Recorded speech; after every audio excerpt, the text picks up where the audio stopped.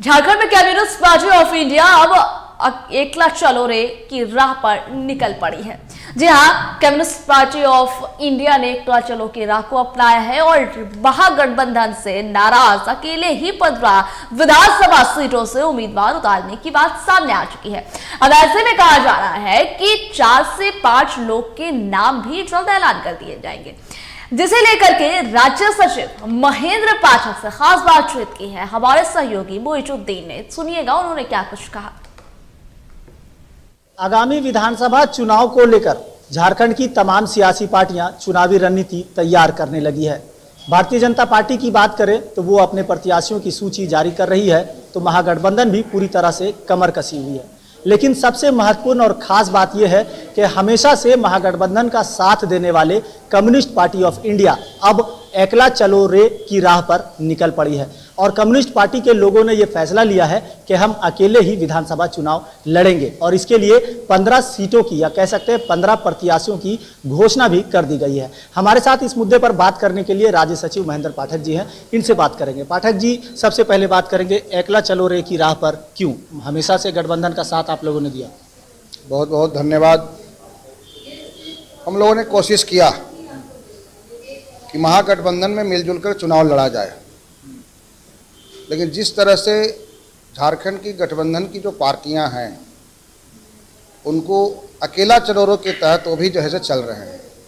आपस में ही सीट की बंटवारा करके ज़्यादा से ज़्यादा चुनाव हम सीटों पर लड़े, यह योजना उनको रहा है। आप कांग्रेस को पिछले चुनाव के देखें कि कितना सीट पर लड़ा और जीता कितने सीट पर। लोकसभा के अंदर भी 7 सीटें लिया, जीता मात्र 2। उसमें से झारखंड मुक्ति मोर्चा का है। नहीं कहेंगे, राजनीति में सबको अपनी अपनी पार्टी चलाता है, अपने अपने से राजनीति करता है, एक दूसरे के भरोसे कोई नहीं रहता है। हम भी राजनीति करते हैं, 5 साल जनता की मुद्दों को लेकर हम जनता को लेकर के सड़कों पर रहते हैं। देश की कोई ऐसी पार्टियां नहीं हैं जो सड़कों पर रहती है। वह सिर्फ सत्ता के लिए, कारपोरेट घराने की दलाली करने के लिए, ठेकेदारी करने के लिए, भ्रष्टाचार फैलाने के लिए, सांप्रदायिकता की जहर को फैलाने के लिए पार्टियां चलाती है। लेकिन हम जन मुद्दों को लेकर के जनता के हित में हम लगातार संघर्ष करते हैं। इसीलिए हम चुनाव के मैदान में गए हैं कि जनता के जो मुद्दे हैं, बेकारी के मुद्दे, बेरोजगारी के मुद्दे, महंगाई के मुद्दे, नियोजन के मुद्दे, विस्थापन के मुद्दे, क्या हुआ ये 5 साल में? हेमंत सोरेन जी से मैं पूछना चाहूंगा कि आपने तो वादा किया था कि हम सत्ता में आएंगे तो बेरोजगारी भत्ता देंगे, दिया क्या?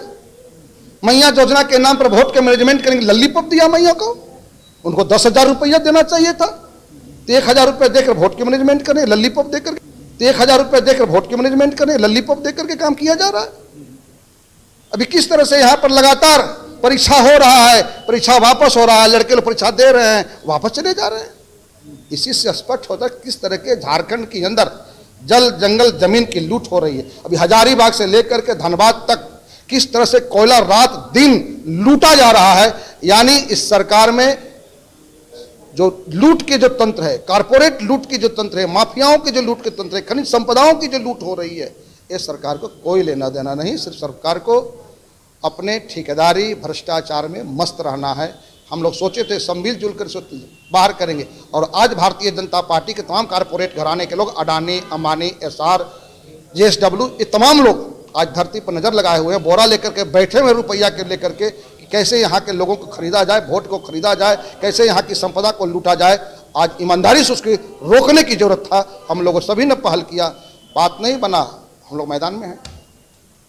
बहरहाल तो झारखंड में महागठबंधन का नेतृत्व कर रहा झारखंड मुक्ति मोर्चा केंद्र की भाजपा सरकार पर गंभीर आरोपों के साथ आगामी विधानसभा चुनाव के मैदान में कूदने की बात कर रही है। तो वहीं महागठबंधन के खिलाफ अब कहीं ना कहीं कहा जा सकता है कि कम्युनिस्ट पार्टी ऑफ इंडिया यानी लाल झंडे वाली पार्टी भी हेमंत सरकार के खिलाफ या महागठबंधन के खिलाफ इस चुनावी रणभूमि में कूदने को तैयार है। कहीं ना कहीं एकला चलो की राह पर चलने के बावजूद अब कम्युनिस्ट पार्टी को कितनी सफलता मिलती है और झारखंड महागठबंधन को इससे कितना नुकसान होता है, ये आने वाला समय बताएगा। सहयोगी परवीन के साथ मोइजुद्दीन, TV45।